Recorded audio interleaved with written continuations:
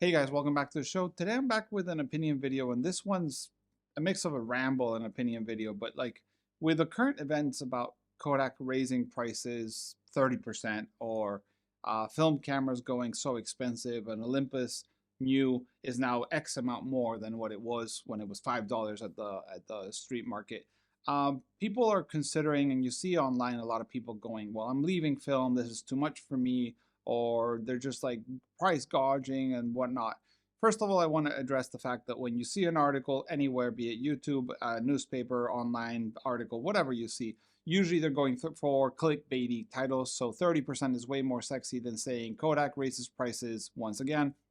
Uh, the average is 15%. That's not that as exciting as Kodak raises prices 30%.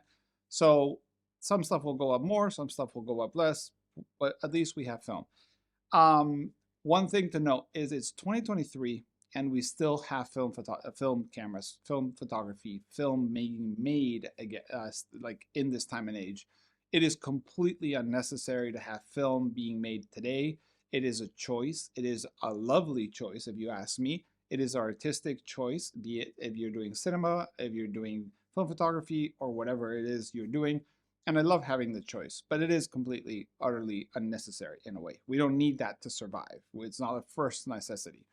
But that being said, when we talk about the gear and leaving photography, film photography as for good because of the price of film or the consumables or the labs or the x-rays, one could always analyze the idea of trying to save something. Maybe talk like do what we've been preaching for years, which is take photography, film photography per se, slowly.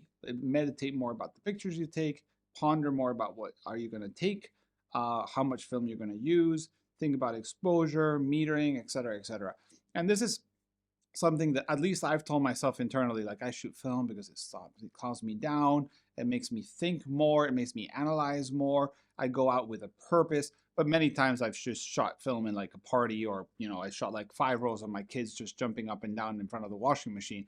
But like now, with the current prices of film and the current price of things, I am starting to think about more of what I want to shoot. And I love having the option. Like I said, it is a huge advantage to have the option between choosing to shoot film, but I love shooting film. So I think we have to sometimes analyze that. Another thing that I think is very important is anybody watching this video, and me myself, have way more cameras than we should have. And I was thinking about when I moved to Finland, I came with 7 pallets in a container with like 5 other pallets for my house and my family.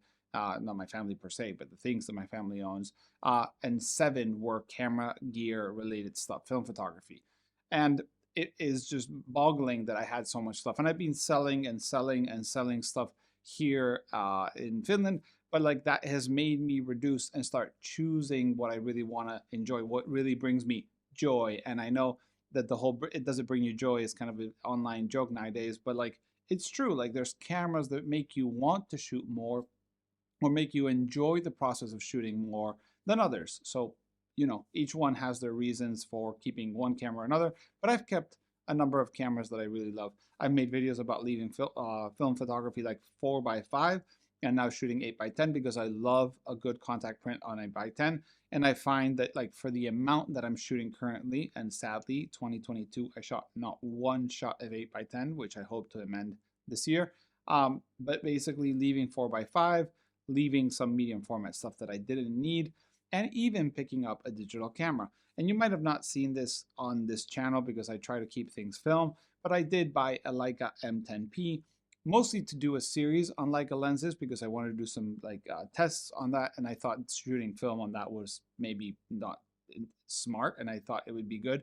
But like one can maybe pick a digital camera now, either for scanning or for both scanning and shooting. And I did kind of like that. I'm not obviously scanning with the M10P, but I am shooting like some silly stuff with it.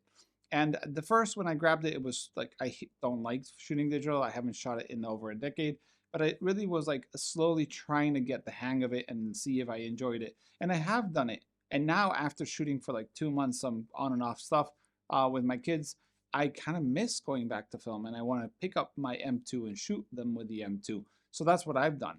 And I consider that we have the option. I think the future of film photography is the hybrid photography. It means like you have both things and you don't have to be, you know, A or B or blue pill or red pill. Like you can choose to do both and it's fine. The community can say whatever they want to say, but I think it's absolutely fine. And that is like the thing about the prices and the film photography is first, we have too many cameras, including myself. Second, we can do what I said. We can choose when to shoot and what to like when and what to shoot. So we are actually being more thoughtful. Then we can also pick up a digital camera for maybe those moments that film is not that critical. And then we can just basically enjoy the choice we have. We can pick up a roll. And I understand Kodak Portra being over maybe $100 for a 5-pack of that is going to be a lot. But like again, I was checking my demographics the other day on the YouTube channel. Someone was interviewing me for something else. My channel is basically male between 25 and 35 and from the USA. You guys are basically those three characteristics are the best like choice or the best scenario for film photography. It's where it's cheapest. There's more abundant choices, and cameras are still relatively inexpensive.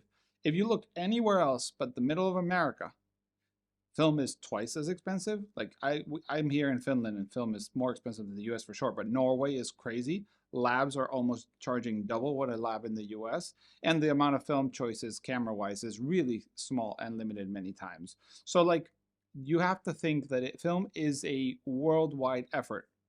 There's people that I know that shoot film in Chile, Argentina, people that shoot film in like probably in, I know in Egypt for sure, and Middle East and other, and they're paying and they don't have access to chemicals. So like all these people are having the choice to shoot film and they're still shooting film. So I think it's interesting to see. And to be honest, in this ramble that I'm doing today, I think that we can like take a deep breath and see where we want to go.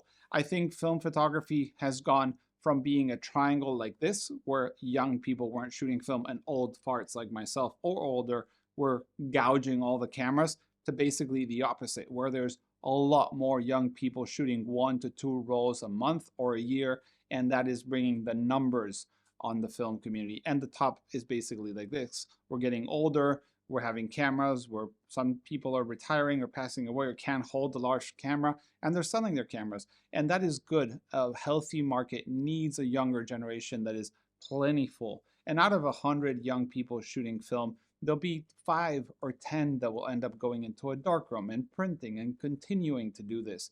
And that's what we kind of need. So yeah, I think film photography is here to stay. I think with the prices going up, we're just going to have to be a bit more thoughtful.